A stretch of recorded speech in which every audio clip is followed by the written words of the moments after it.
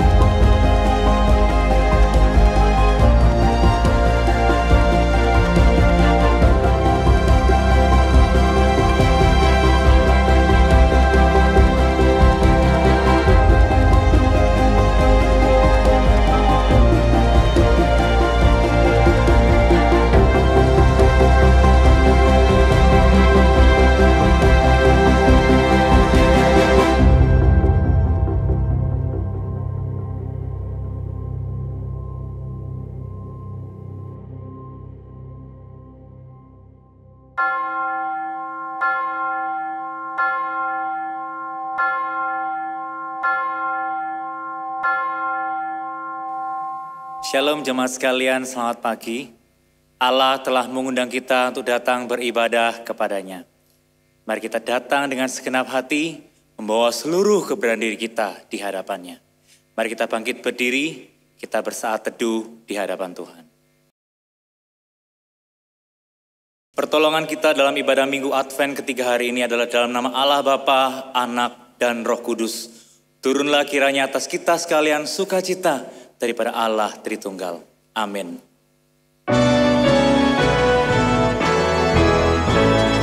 Meski kini jadi bayi, namun kelak dia bertahta. Semua bangsa akan menghadapnya, semua lutut kan menyembahnya. Mari datang dan menyembah Yesus Kristus Sang Raja. Semua makhluk puji Allah, Bapa, Anak, Roh Kudus. Selamanya kan memuji pada Allah Tritunggal. Mari datang dan menyembah Yesus Kristus Sang Raja.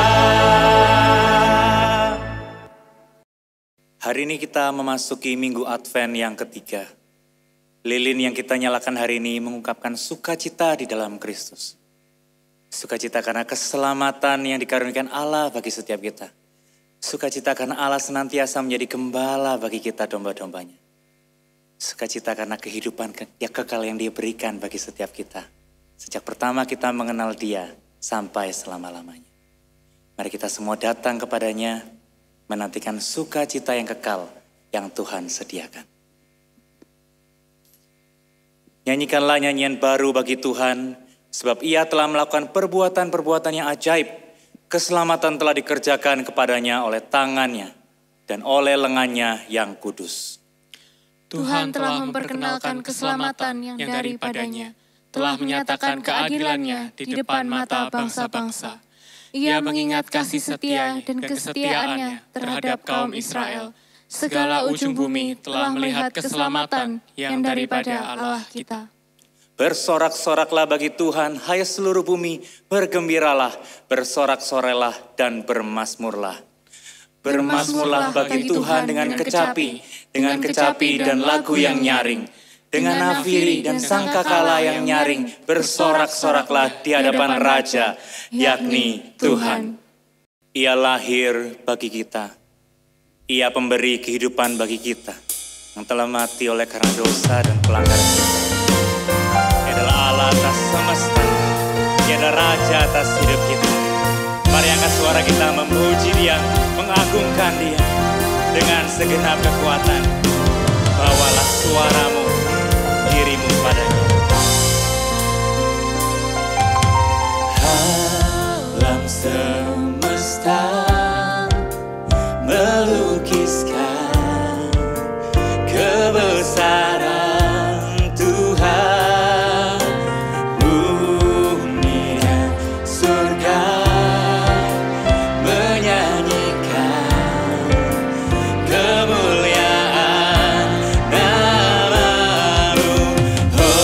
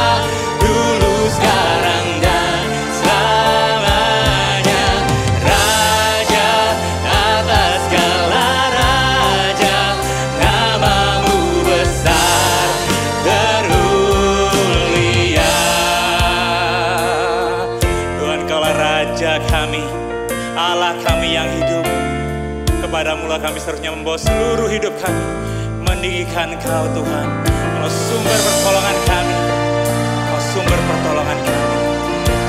Serukan Hosana, Hosana, sing Hosana, Hosana,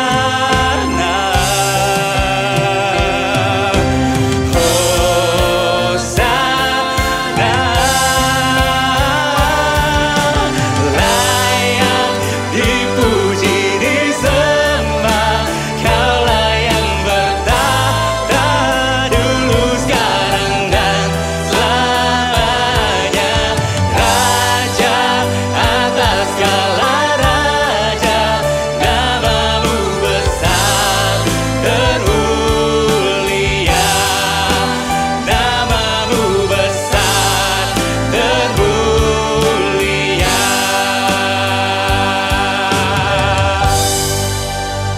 Engkaulah Raja kami, Engkaulah pemimpin hidup kami. Ampuni kami Tuhan, kalau kami selama ini hidup tidak tunduk kepadamu. Dengan penuh penyesalan dan kesadaran kerendahan diri, kami datang dan mengakui kehancuran hati kami. Kami sadar seringkali kami ingin menjadi raja atas hidup kami. Kami tidak tunduk kepadamu di dalam pekerjaan kami, di tengah keluarga kami dan pelayanan kami. Ampuni kami Tuhan.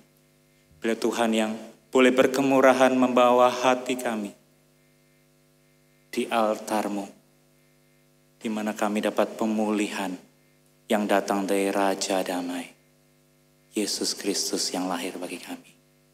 Suci kuduskan kami Tuhan, orang-orang berdosa ini, agar kami layak menengadahkan wajah kami kepadamu, agar kami layak berseru memuji Engkau, agar kami layak menerima sukacita yang datangnya dari Tuhan.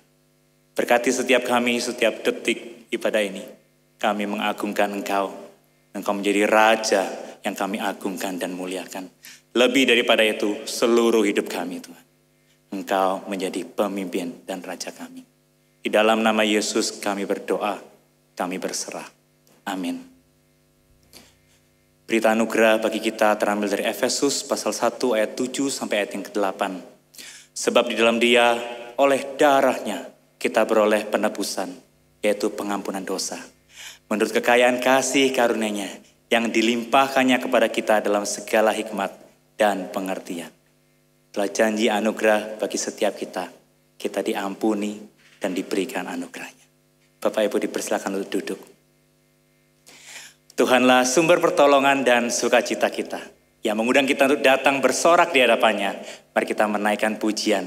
Joy to the world, sukacita dari dalam hati kita yang terdalam. Kita puji Dia. Dunia gemar dan soraklah, nyanyilah bagi Rajamu yang lahir. Mari bawa hati kita kepadanya dengan segenap kekuatan. Kita puji Dia, sumber sukacita kita.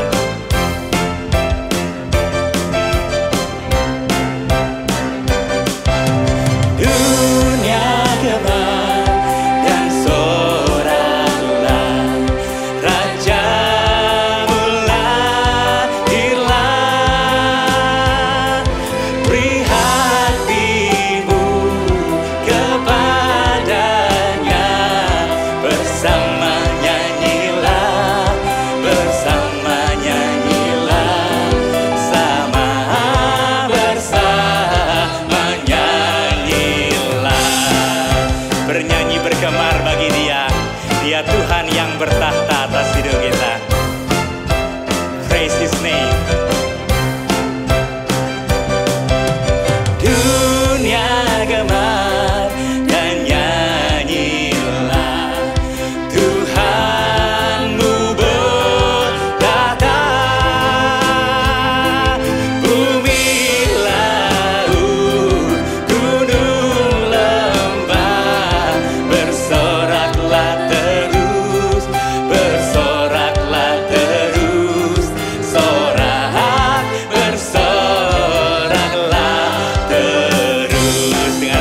kekuatan. Puji Dia dengan segenap sukacita dan syukur.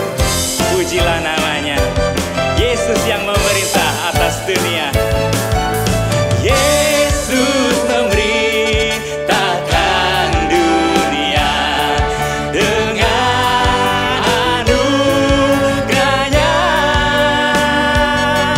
keadilan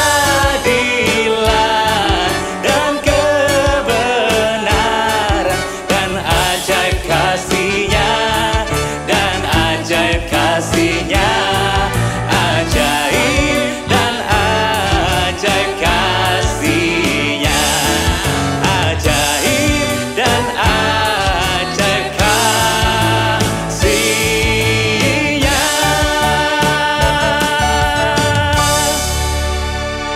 Di dalam kasih-Nya yang ajaib itu, kita boleh hidup dan mendapatkan kekuatan lagi dan lagi.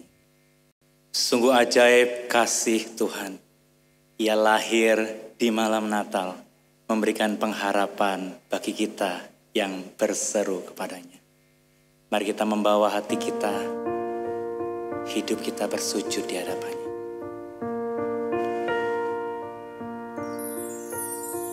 Oh, holy night, the stars are brightly shining. It is the night of the dear Savior's birth. Long lay the world in sin and error pining, till He appeared and the soul felt His word. A thrill of hope, the weary world rejoices, for yonder breaks a new and glorious morn. Fall on your knees, oh, hear the angels' voices. A night divine, oh, night when Christ was born. A night divine, oh, night, a night divine. Fall on your knees for Him. Fall on your knees. Oh, hear the angels' voices. A night divine, oh, night when Christ was born. A night divine,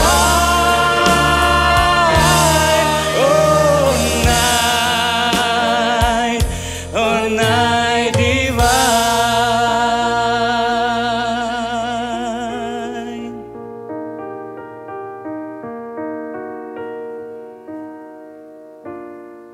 Di dalam pengharapan malam Natal itu, mari kita datang berseru membawa hidup kita pribadi lepas pribadi di hadapan Tuhan. Adakah kita bergumul dalam pekerjaan, keluarga, pelayanan kita? Mari kita berseru kepada Tuhan. Kami butuh anugerah pertolongan. Kami butuh pengharapan.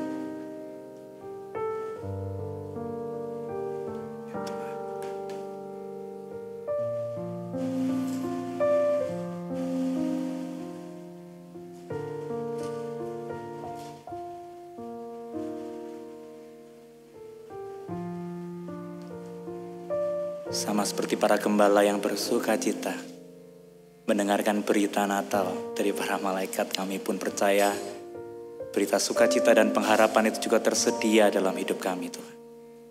Oleh karena itu kami membawa hidup kami, setiap pergumulan yang kami naikkan kepadamu Tuhan. Kami menantikan pengharapan, pertolongan Tuhan. Kami juga berdoa agar sukacita itu Tuhan hadirkan tengah-tengah gereja kami, tengah-tengah bangsa kami. Sekali ada banyak hal dan alasan untuk kami berputus asa. Tapi kiranya iman kami, bahwa Engkau pegang kendali atas segala sesuatu, memberikan kami pengharapan bagi gereja dan bangsa kami. Kami menyerahkan hidup kami, gereja kami, bangsa kami ke dalam tangan-Mu. Raja damai, Juru Selamat kami yang hidup. Kami menyatukan doa-doa yang kami naikkan di dalam doa yang Engkau ajarkan kepada kami. Bapa kami yang di sorga, dikuduskanlah nama-Mu, datanglah kerajaan-Mu, jadilah kehendak-Mu di bumi seperti di sorga.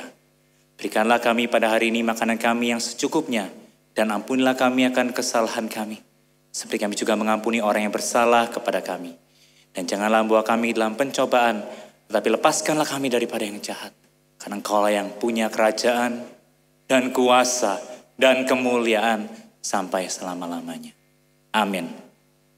Saya mengundang kita sekalian untuk bangkit berdiri bersama dengan gereja di segala abad dan tempat.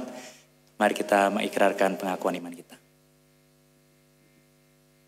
Aku percaya kepada Allah, Bapa yang Maha Kuasa, Khalik langit dan bumi, dan kepada Yesus Kristus, anaknya yang tunggal Tuhan kita, yang dikandung dari Roh Kudus, lahir dari anak darah Maria, yang menderita sengsara di bawah pemerintahan Pontius Pilatus, disalibkan, mati dan dikuburkan, turun ke dalam kerajaan maut, pada hari yang ketiga bangkit pula dari antara orang mati, naik ke surga, duduk di sebelah kanan Allah, Bapa yang Maha Kuasa, dan dari sana Ia akan datang untuk menghakimi orang yang hidup dan yang mati.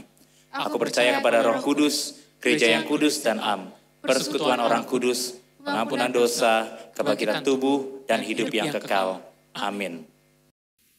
Jemaat dipersilakan untuk duduk. Dunia boleh berubah, tetapi firman-Nya tinggal tetap. Tengah segala kehidupan kita yang berubah, banyak hal yang menakutkan. Firman Tuhanlah pegangan hidup kita.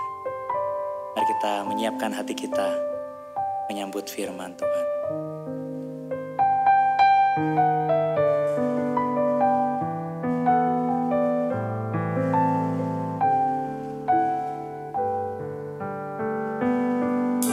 Kusiapkan hatiku Tuhan. Kusiapkan hatiku Tuhan untuk dengar firman-Mu saat ini. Ku sujud menyembah-Mu Tuhan, masuk hadirat-Mu saat ini. Curahkan urapan-Mu Tuhan bagi jemaat-Mu saat ini. Ku siapkan hatiku Tuhan untuk dengar firman-Mu. Firman-Mu Tuhan tiada berubah.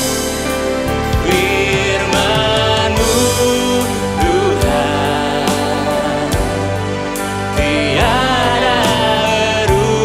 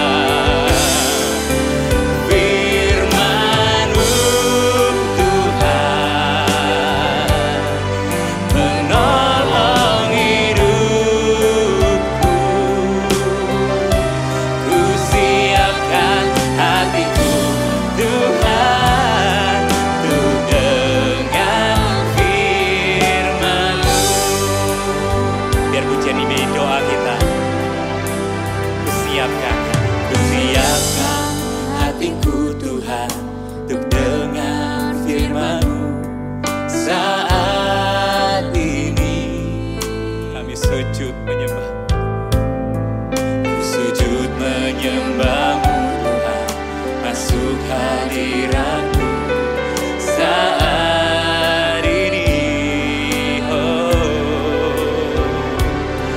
Curahkan urapan-Mu Tuhan bagi jemaat-Mu saat ini. Ku siapkan hatiku Tuhan untuk dengar firman-Mu. Firman-Mu tidak pernah berubah Tuhan, kami bersandar padanya. Firman-Mu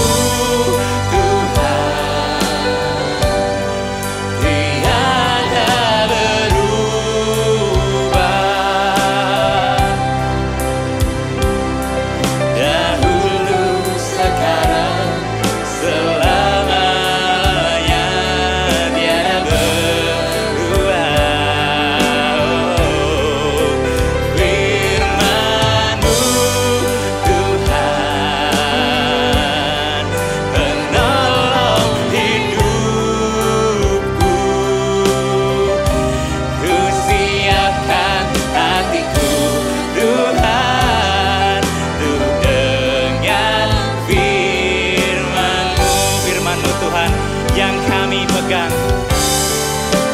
Firman-Mu Tuhan tiada berubah. Benar Tuhan, firman-Mu kekal dahulu, sekarang, selamanya, tiada berubah.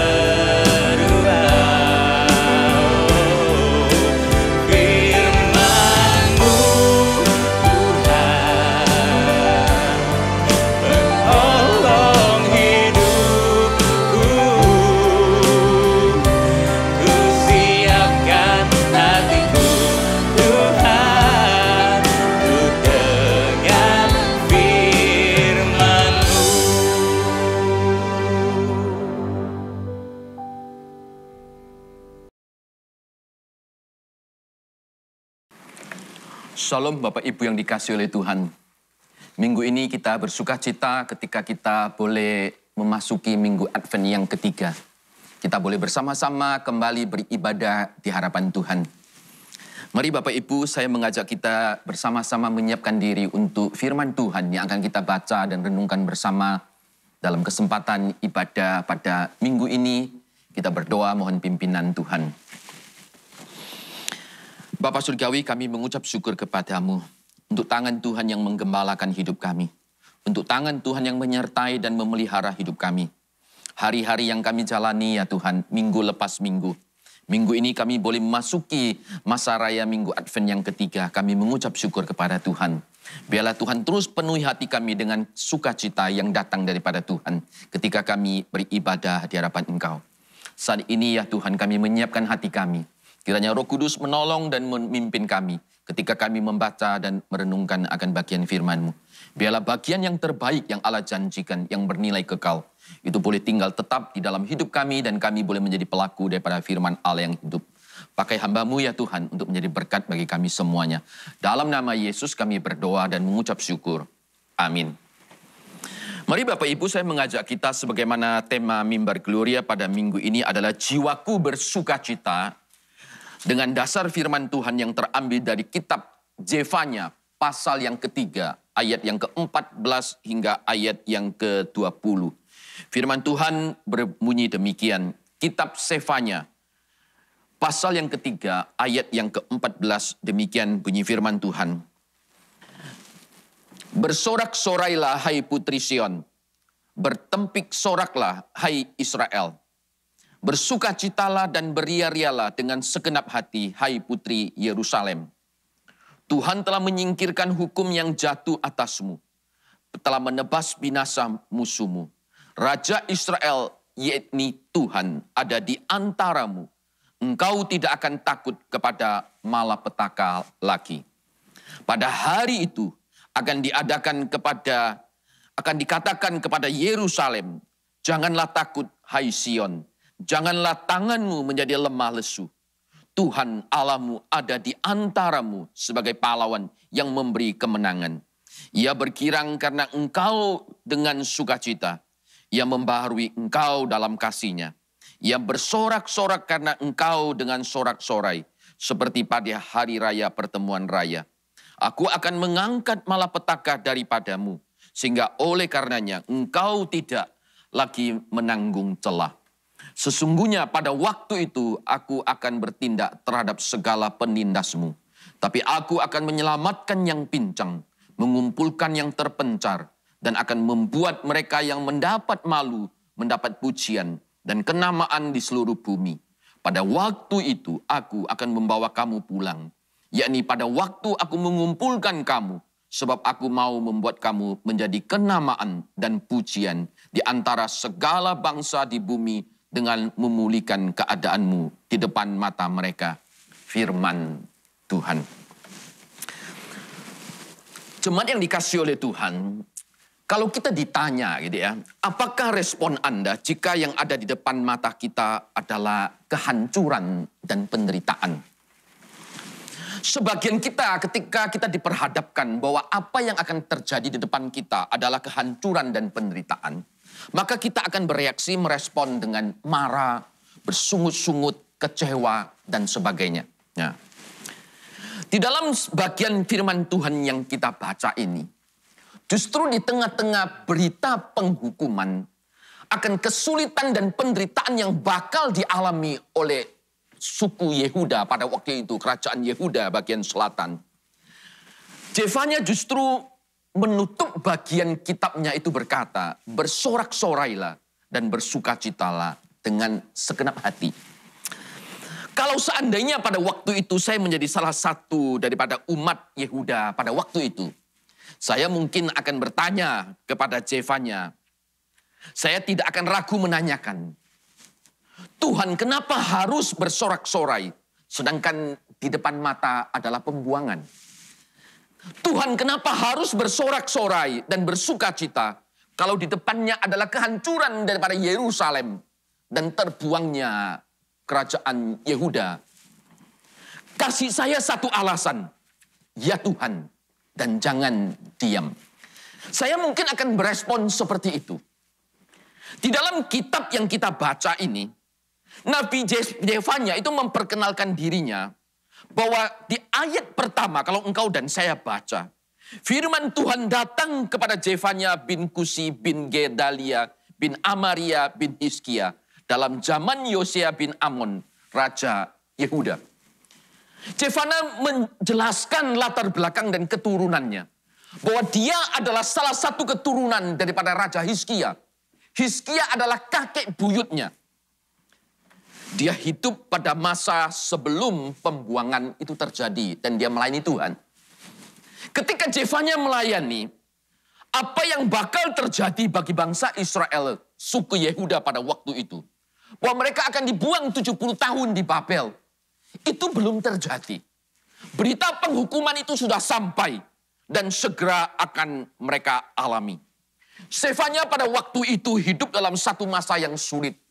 Karena dikatakan pada waktu itu dia harus berhadapan dengan kondisi keadaan spiritualitas, moral dan sosial bangsa Yehuda yang pada waktu itu sedang merosotnya. Tapi situasi dan kondisi yang tidak baik ini tidak menghentikan akan langkah Zefanya. Dia terus melayani dengan setia dan mengabdikan hidupnya di hadapan Tuhan. Kemerosotan bangsa Yehuda pada waktu itu, kerajaan Yehuda, meninggalnya kematian Raja Hizkia, yaitu kakek buyut daripada Zefanya. Kerajaan itu dipimpin oleh Raja Manase.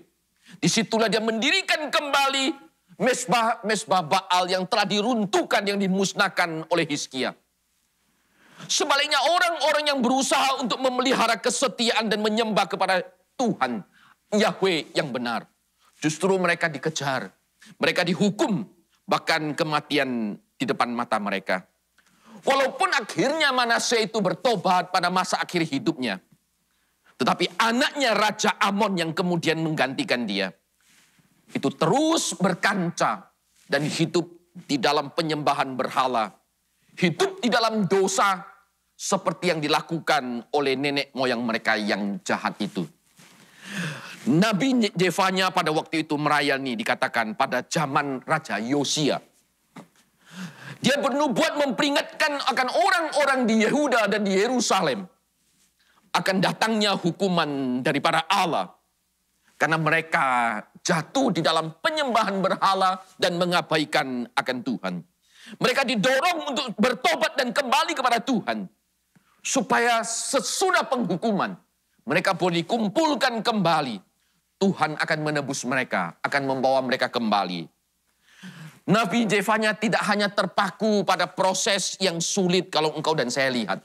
Melainkan hasil akhir yang penuh dengan pengharapan. Nah, oleh karena itu kita membaca daripada kitab Zefanya ini. Memang betul di pasal pertama, pasal kedua, berita penghukuman tentang hari Tuhan akan segera datang. Tapi di pasal yang 3, pasal yang terakhir ini berisi tentang janji Tuhan. Bagi pemulihan akan bangsa Yehuda pada waktu itu. Janji Allah. Maka itu di dalam bagian ini kalau engkau dan saya perhatikan. Kitab Zefanya itu tidak berhenti atau ditutup dengan berita penghukuman. Tapi kitab ini diakhiri dengan berita sukacita. Bahwa akan tiba waktunya. Tuhan akan memulihkan kondisi hidup bangsa kerajaan Yehuda pada waktu itu. Dalam sejarah kita membaca dalam kitab Raja-Raja pasal yang ke-23. Pada masa pemerintahan Yosia di mana waktu itu Nabi Zefanya melayani. Pada masa itulah ada pemulihan. Ada pembaharuan yang terjadi. Yosia sebagai raja yang takut akan Tuhan. Membawa bangsa ini kembali kepada Tuhan. Pemulihan bangsa Israel, bangsa kerajaan Yehuda terjadi. Reformasi terjadi pada waktu itulah. Kehidupan dan pembaharuan spiritualitas itu terjadi. Hal ini juga disaksikan oleh Zefanya pada waktu dia melayani waktu itu. Pemulihan yang dipahami oleh Nabi Zefanya. Kalau engkau baca di dalam bagian firman Tuhan ini, bukan saja pada masa pemerintahan berhenti di masa Yosia. Tapi Zefanya melihat jauh ke depan bahwa pemulihan dunia akan terjadi saat kedatangan Mesias. Saat Mesias yaitu Tuhan kita Yesus Kristus datang untuk menyelamatkan, menyertai, dan memulihkan akan umat manusia. Di dalam janji keselamatan yang diberitakan oleh Zefanya, dia melihat dalam kekinian pada waktu itu digenapkan pada masa Yosia. Tapi dia juga melihat jauh ke depan pada waktu kedatangan Sang Mesias yaitu Yesus Kristus. Pertanyaannya adalah begini. Apakah yang membuat gitu ya, umat Yehuda pada masa itu dihimbau dan diajak dan didorong oleh Zefanya untuk terus bersukacita, bergembira dan bersorak-sorai? Jawabannya adalah di dalam bagian janji keselamatan. Bagian yang terakhir kita baca ini. Bagaimana dikatakan Tuhan akan menyingkirkan hukuman yang jatuh atas bangsa Yehuda. Tuhan ada di antara mereka memberikan kemenangan kepada mereka. Bahkan Tuhan yang akan memulihkan akan hidup mereka. Nah, dari bagian inilah kita melihat bahwa pokok pemberitaan daripada Zefanya pada waktu itu. Kalau engkau dan saya baca, dia terus berbicara soal hari Tuhan. Hari Tuhan adalah merupakan ancaman bagi dosa-dosa daripada Yehuda dan dosa-dosa bangsa lain. Ketika tiba hari Tuhan, kalau engkau membaca di dalam pasal-pasal pertama dan yang kedua, di situ kita akan menangkap satu kesan yang begitu mengerikan. Kesusahan, kemusnahan itu mereka akan alami. Di dalam pasal itu kita akan membaca beberapa frase kalimat seperti ini. Tuhan akan menyapu bersih. Dari atas muka bumi dia akan rebahkan, dia akan melenyapkan, dia akan mengacungkan tangannya. Menghukum dan seterusnya. Kondisi-kondisi ini adalah menggambarkan adanya hukuman yang dahsyat yang akan dialami oleh orang-orang di Yehuda dan bangsa-bangsa yang lain ketika hari Tuhan itu tiba. Karena pada waktu itu Yehuda dan bangsa-bangsa yang lain, mereka jatuh di dalam penyembahan berhala yang menjijikkan di mata Tuhan. Maka melalui Nabi Zefanya inilah, dia diutus oleh Tuhan supaya mengingatkan orang-orang Yehuda pada masa itu untuk bertobat kembali kepada Tuhan, menyembah kepada Allah yang benar. Sebelum tiba hari itu dikatakan, Sefanya dengan keras menegur, menghimbau dan mengajak orang-orang Yehuda dan semua bangsa yang lain agar bertobat. Carilah Tuhan, lakukanlah hukum, carilah keadilan dan kerendahan hati. Ini kita bisa temukan di dalam pasal yang kedua. Nah, memasuki pasal yang ketiga inilah, maka berita daripada Sefanya adalah tentang janji keselamatan. Selepas penghukuman atas Yerusalem, atas Yehuda, maka Tuhan yang akan memulihkan mereka. Dan inilah yang menjadi satu alasan yang mendasar. Kenapa mereka diajak untuk bersorak-sorai, bersuka cita di dalam Tuhan dengan segenap hati. Kalau kita perhatikan di dalam bagian firman Tuhan yang kita baca ini, ada beberapa hal yang bisa saya sharingkan. Yang pertama, kenapa umat Israel, putri Yerusalem diajak untuk bersorak-sorai dan bersuka cita dengan segenap hati seperti pada ayat yang ke-14 yang kita baca ini. Maka di sini kita menemukan karena Tuhan itu tidak selama-lamanya menghukum. Ketika umatnya bertobat, Allah pasti menerima mereka kembali. Di dalam ayat yang ke-15 sangat jelas mengatakan, Tuhan telah menyingkirkan hukuman yang jatuh atasmu. Ini adalah janji Tuhan, bahwa tidak selamanya Tuhan menghukum. Hukuman daripada Tuhan hanyalah peringatan, agar umat Israel sadar akan dosa-dosa mereka, supaya mereka cepat kembali kepada Tuhan. Hukuman adalah cara Allah bagaikan seorang gembala dengan gada dan tongkat di tangannya, supaya membawa kembali domba-domba gembalaannya yang sesat itu, yang tersesat, agar kembali kepada jalan yang benar. Allah selalu membuka tangannya ketika anaknya kembali ke hadapan Tuhan. Di dalam perjanjian baru kita tentu ingat perumpamaan tentang seorang anak yang hilang. Seorang anak yang pergi meninggalkan papanya, keluarganya ke tempat yang jauh, hidup pesta pora, hidup di dalam dosa. Dan semuanya habis.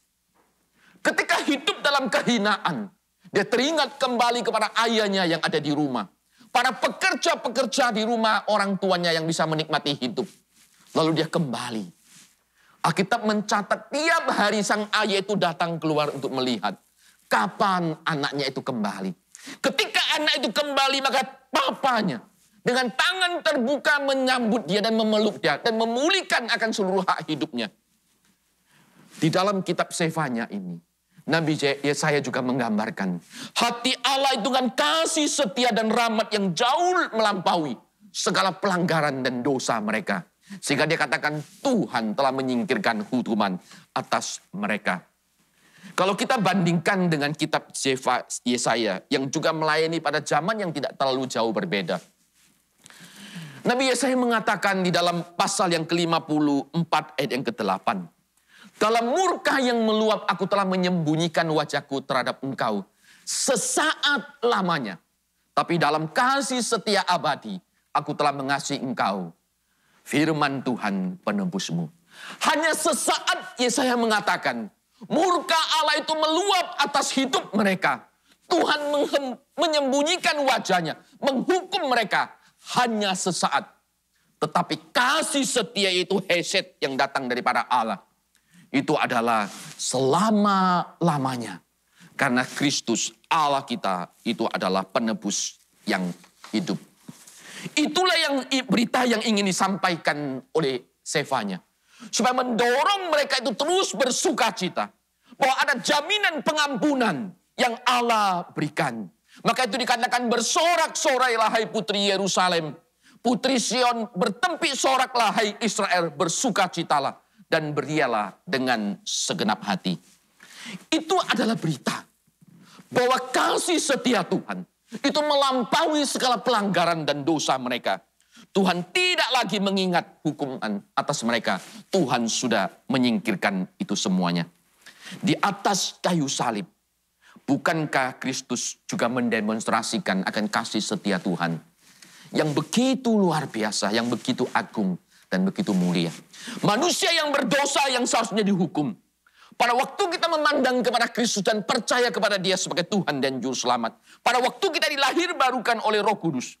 Disitulah kita juga menerima pengampunan yang berlimpah-limpah, yang datang daripada Tuhan. Di dalam Kristus Allah memberikan jaminan akan pengampunan kepada engkau dan kepada saya. Dan itulah yang membuat kita bangkit dan kita bersuka cita di dalam Tuhan. Itu alasan yang pertama. Lalu alasan yang kedua kalau kita perhatikan. Di dalam kitab Sefanya dikatakan karena Tuhan tetap ada di tengah-tengah kita. Di ayat yang ke-17 firman Tuhan bermuji demikian. Tetapi Tuhan Allahmu ada di antaramu sebagai pahlawan yang memberikan kemenangan. Ia bergirang karena engkau dengan sukacita. Ia membaharui engkau dalam kasih-Nya. Ia bersorak-sorak karena engkau dengan sorak-sorai. Sefanya mengatakan Tuhan ada di antara kamu. Kalau engkau baca di dalam bagian firman Tuhan ini, kita akan menangkap apa yang dikatakan oleh Sefanya ini. Bukan saja di dalam bagian ini, di ayat 15 pun dikatakan, Raja Israel yaitu Tuhan ada di antaramu. Engkau tidak akan takut kepada malapetaka lagi. Jadi berulang dikatakan Tuhan ada di antaramu. Saya teringat dalam kitab Keluaran pasal yang ke-33. Setelah peristiwa patung anak lembu emas. Bagaimana Tuhan murkanya menyala-nyala menghukum umat Israel pada waktu itu. Selepas peristiwa itu, maka Tuhan menyuruh akan Musa memimpin bangsa Israel. Tuhan tidak berkenan memimpin langsung perjalanan umat Israel pada waktu itu. Tapi Tuhan hanya akan mengutus malaikat berjalan di depan mereka. Tapi di dalam Keluaran pasal yang ke-33 ayat yang ke-15, Musa merespon demikian. Dia mengatakan, jika Tuhan sendiri tidak membimbing kami, jangan suruh kami berangkat dari sini. Kenapa Musa berkata kalimat seperti ini? Jangan suruh kami meninggalkan berangkat dari tempat ini kalau engkau tidak membimbing ya Tuhan. Dengan kata lain yang diinginkan oleh Musa pada waktu itu. Di tengah-tengah murka Allah yang menyala.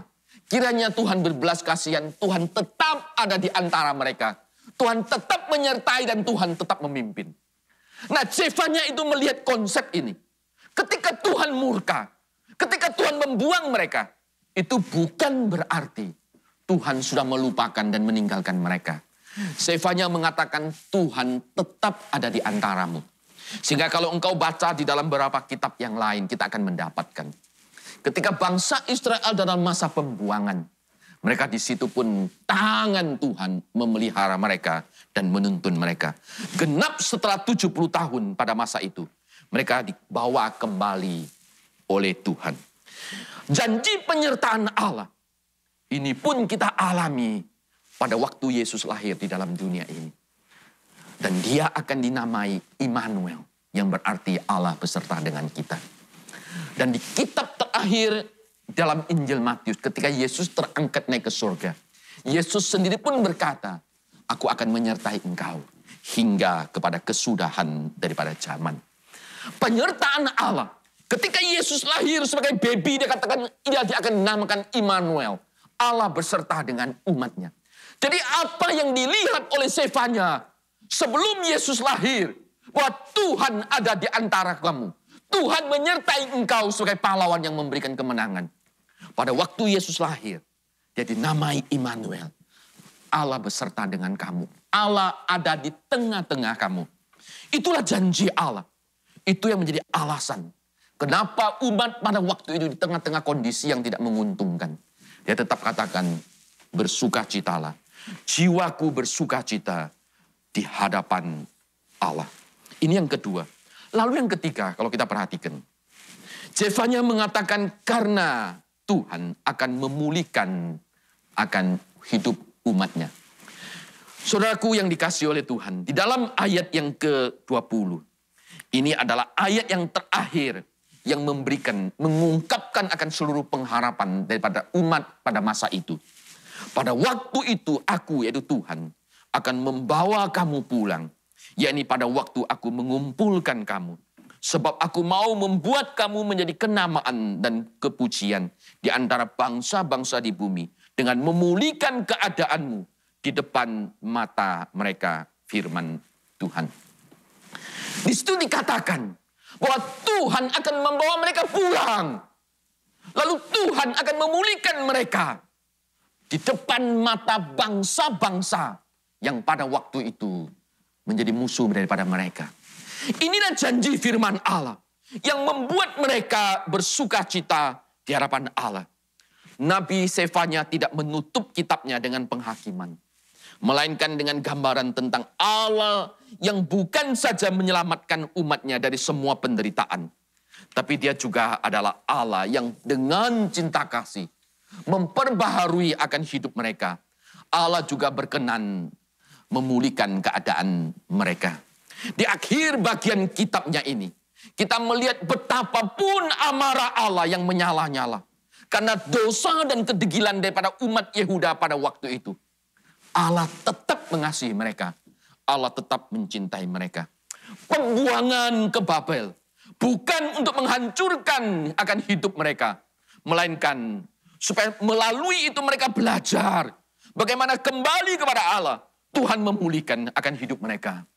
Pemulihan itu berarti Allah hadir kembali di tengah-tengah kehidupan daripada umat Yehuda pada waktu itu.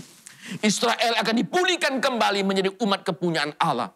Umat yang beribadah dan kembali menyembah kepada Tuhan. Itulah sebabnya Sefanya kemudian menyerukan, bersorak-soraklah hai putri Yerusalem, bersukacitalah, beria-rialah dengan segenap hati, hai umat Israel. Jiwa mereka bersuka cita karena mereka melihat jauh ke depan.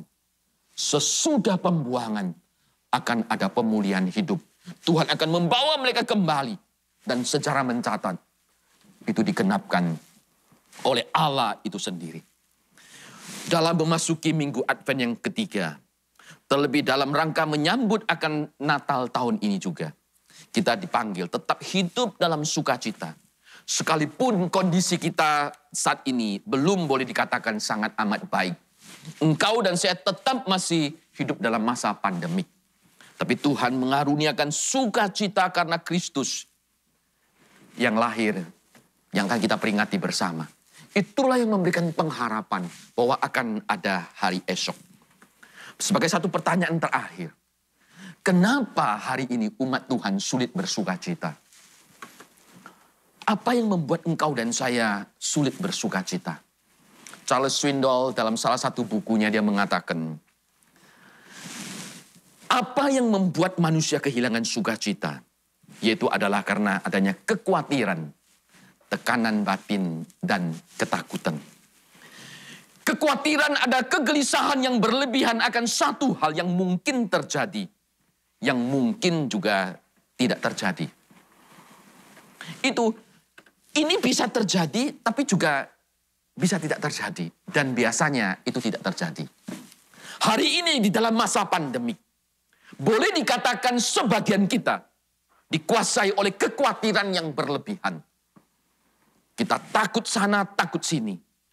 Itu mengancam akan kelangsungan hidup kita. Sehingga kita bukan lagi menyiapkan diri dengan stamina tubuh yang sehat, yang kuat. Bagaimana menjalani hidup dalam masa pandemik. Hidup rendah hati di hadapan Allah. Tapi kekhawatiran itu justru yang mengendalikan hidup kita. Sedangkan dia katakan tekanan batin adalah ketegangan yang berlebihan terhadap situasi yang tidak dapat kita ubah atau kontrol. Padahal Allah mampu. Engkau dan saya tidak bisa mengontrol masa pandemik ini, bukan? Engkau dan saya juga tidak bisa ubah akan masa pandemik ini. Tapi kita tahu Allah adalah Allah yang mampu. Allah yang mengontrol akan seluruh hidup kita. Mari kita meletakkan seluruh perasaan batin kita ini ke dalam tangan pengasihan daripada Allah. Yesus sendiri berkata, marilah kepadaku semua yang letih, lesu, dan beban berat. Aku akan memberikan kelegaan kepadamu. Bukankah ini satu janji yang melegakan hidup kita? Di tengah-tengah masa pandemik dengan tekanan hidup yang begitu berat. Sedangkan ketakutan adalah kecemasan yang berlebihan terhadap bahaya kejahatan atau penderitaan. Dan itu hanya akan memperbesar masalah hidup kita. Semakin kita takut, justru kondisi hidup kita, imunitas dalam tubuh kita bukan tambah baik, justru tambah merosot. Dan inilah yang dikatakan seringkali menyebabkan dan mencuri daripada sukacita kita sebagai anak Tuhan. Adanya kekhawatiran, tekanan batin, dan ketakutan. Saya tidak tahu bagaimana kondisi hidup engkau dan saya hari ini. Dalam masa pandemi menjelang kita merayakan akan Natal. Adakah hidupmu terus dikendalikan, dikuasai oleh kekhawatiran dan tekanan batin dan ketakutan? Atau kita mau menyerahkan itu semuanya ke dalam tangan pengasihan daripada Allah? Kita pandang kepada Kristus yang tersalib. Kristus yang lahir di malam Natal pertama. Yang berkata kepada para malaikat, jangan takut, sebab sesungguhnya aku memberitakan kepadamu kesukaan yang besar bagi seluruh dunia ini. Bukankah Natal adalah berita sukacita? Dan Tuhan ingin engkau dan saya hidup di dalam sukacita. Hari ini dalam masa pandemik di antara kita mungkin ada yang hidup dalam kesedihan dan kehilangan. Sedangkan yang lain mungkin hidup dalam kekhawatiran, tekanan batin dan ketakutan.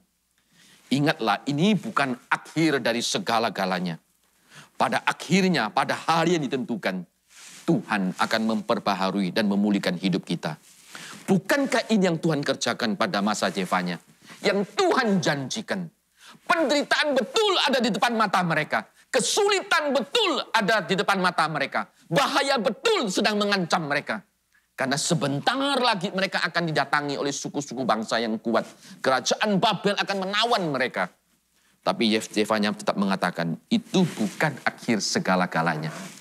Ada pemulihan dan pembaharuan hidup yang akan Tuhan kerjakan. Dan itu yang mendatangkan sukacita. Mari kita juga melihat dari perspektif iman yang sama.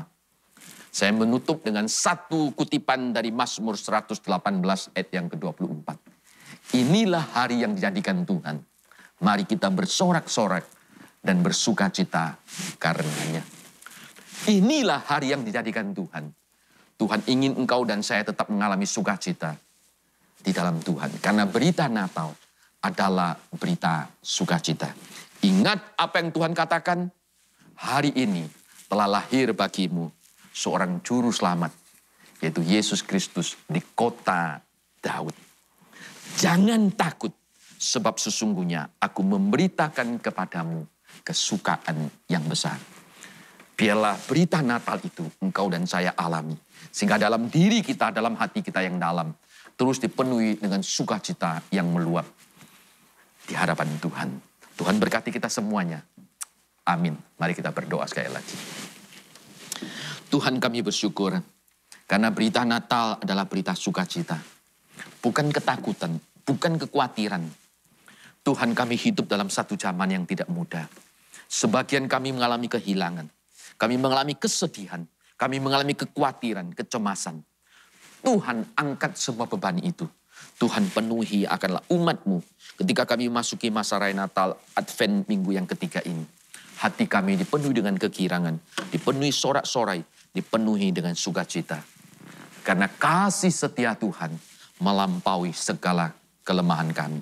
Terpujilah Engkau ya Tuhan, berkatilah umat-Mu di dalam menyongsong Natal dan Tahun Baru di tahun ini. Terpujilah Engkau Bapa, di dalam nama Yesus Tuhan kami berdoa dan mengucap syukur. Amin.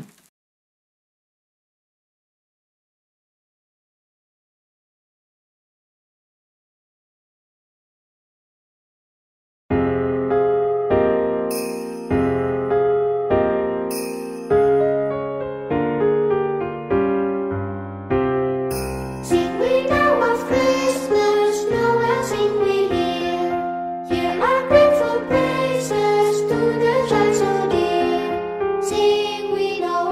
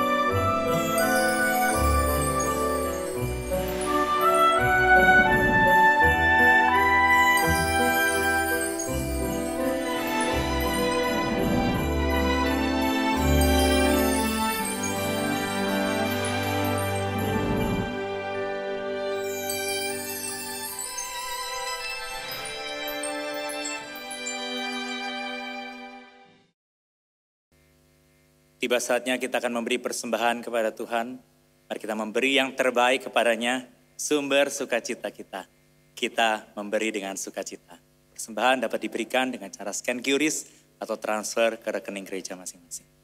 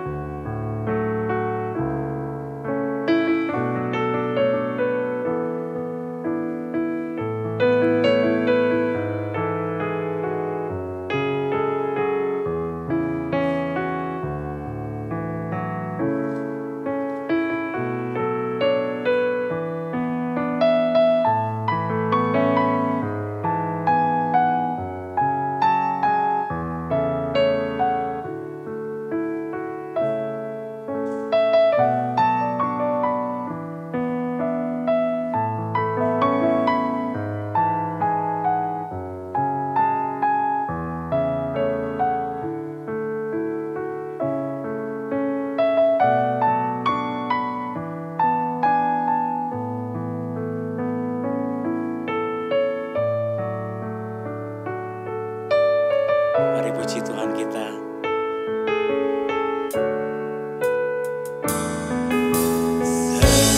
Seperti halungan, layakkanlah hatiku menyambutmu Tuhan.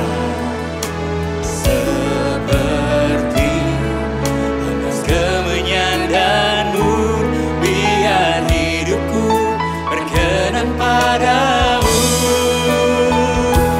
Sebab Natal tak akan berarti tanpa kasih-Mu.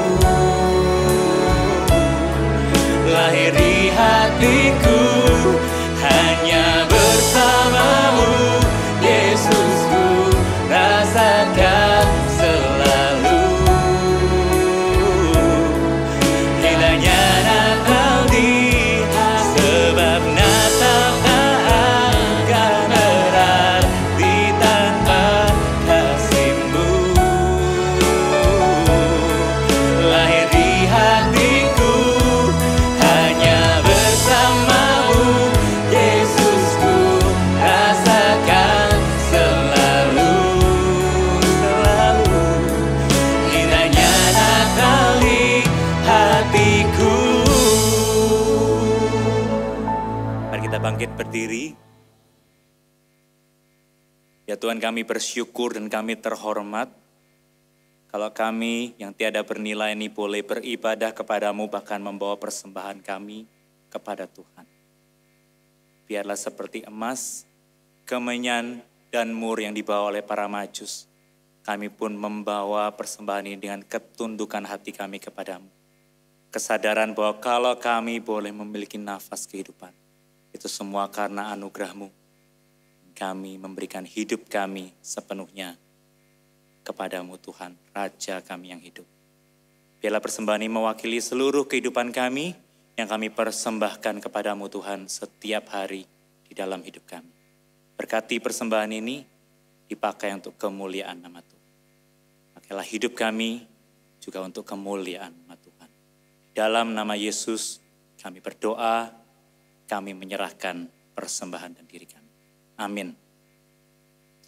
Terpujilah Allah Tritunggal yang di dalamnya kita peroleh sukacita dan mengalami sukacita selama-lamanya. Segala kemuliaan hanya bagi Dia. Amin.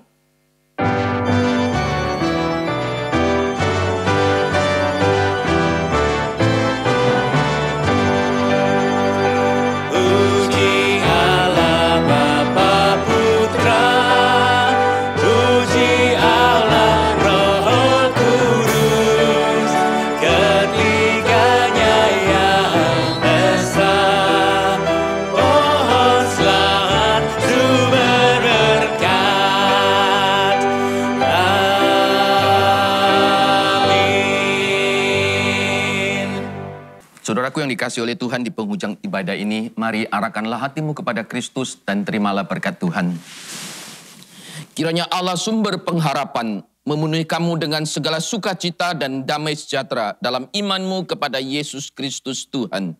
Kiranya oleh kekuatan Roh Kudus, kamu berlimpah-limpah dalam pengharapan, iman, dan cinta kasih saat ini dan selama-lamanya.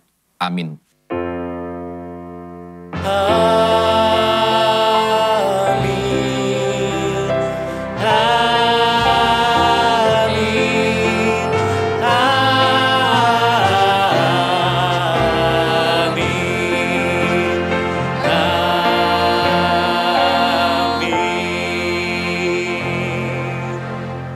Jemaat dipersilakan untuk duduk, ibadah kita telah selesai. Tuhan Yesus memberkati kita sekalian.